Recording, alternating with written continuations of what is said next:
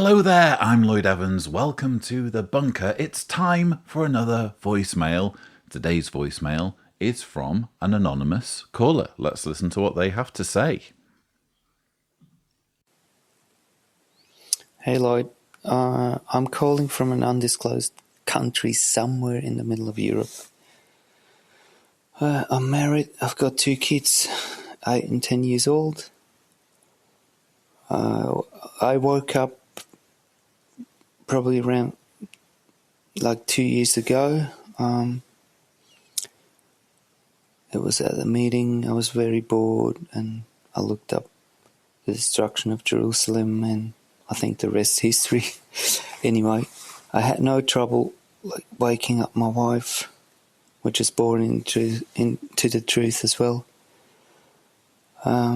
which I'm really grateful for. We've got, as I said, 2 kids, 8 and 10 years old. We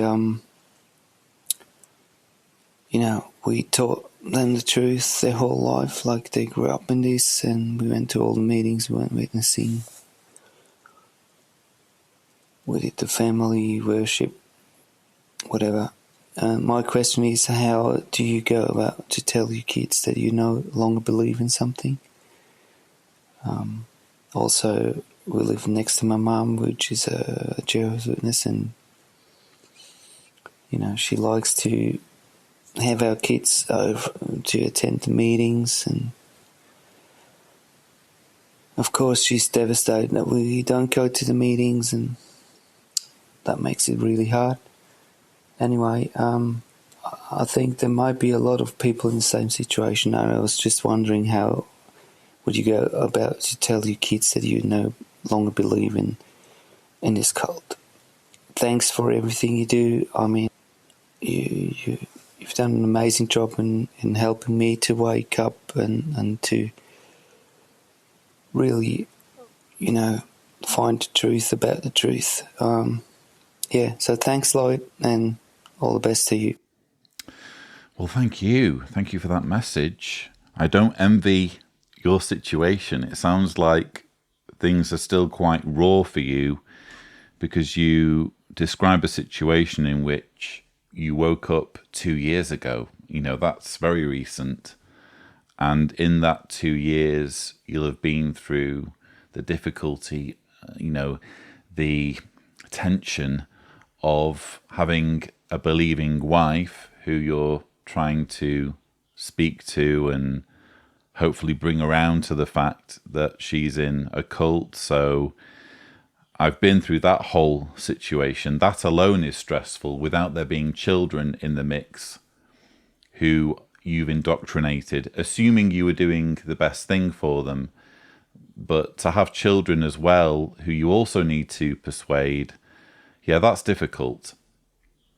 And all I can recommend really is honesty and communication, because you get to change your mind when you make a mistake, and surely they must respect that. Surely they can relate to making mistakes themselves and having to do things differently, learning that something doesn't work and adapting so that you don't make the same mistakes. I'm sure they're old enough at ages 8 and 10 to understand that concept.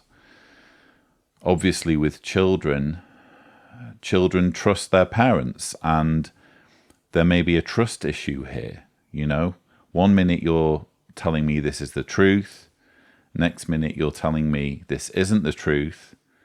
If you were wrong before, how do I know you're not wrong now? Why don't you make your mind up? That could be a little bit what's going on in their mind. But again, ultimately, it has to rest on the information. And when new information is brought to light through research, you can share your research with them, help them understand the process that you've been through. When new information comes to light, it's the correct and wise and prudent thing to make decisions accordingly and act upon that information. And what I would say to your children is, I care about what's true. You know, we're going through this very emotional, very difficult transition as a family who have relatives who are still Jehovah's Witnesses, including their grandmother.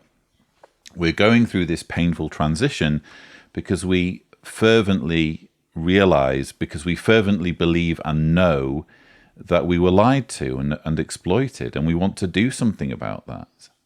We care about what's true. We don't want to be tricked. We don't want to be manipulated, and we don't want to be lied to. I'm guessing you feel the same way. So this is the motivation. This has been my motivation in making this break from the organization. And I'm here to talk. If you feel like you want to stay as a witness, that's understandable. Let's talk about it. Let's go through the information objectively that we have available on this organization. Let me explain to you what my thought process has been, and you give me your feedback to that thought process. You tell me where I've gone wrong, essentially. So it's a difficult conversation. Yeah, it's going to be challenging to have that conversation, but it's not impossible. And ultimately, by accepting that you've made a mistake and being honest and open and being willing to communicate, I can't see them having anything but respect for you as their parent. You're always going to respect someone who owns up to their mistakes and does something about it. Now, the real problem I see in this whole situation is your mother, because I know what it's like to live in close proximity to, shall we say, the previous generation of believing Jehovah's Witnesses. And obviously, your mother will not just be devastated that you're no longer attending meetings, and neither is your wife.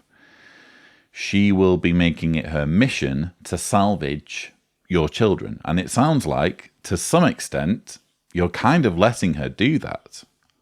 I mean, you said, correct me if I'm wrong, well, you can't correct me, it's a voicemail. But you said that your mother was taking your children to meetings. Well, if that's true, if I haven't misunderstood you, and if I were in your shoes, that would stop straight away.